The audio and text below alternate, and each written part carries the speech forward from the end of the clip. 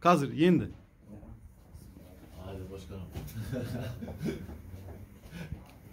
Şeyi de ver bak. Şapkasından. Şapkası başka bir şey. Bu mu? Dur. Var şapkası mı? Var şapkası var. Yo, движение. Ой, движение. Ой, председатель движение, ты знаешь, что куда?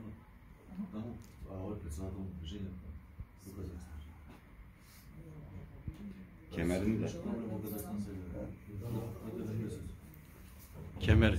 Kemer de ha. Bak kemer. Ne kısmış bu da?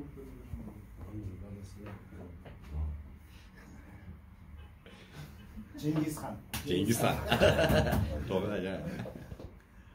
Heh, çok güzel oldu. Ben de ona bunu hediye ederim. Evet.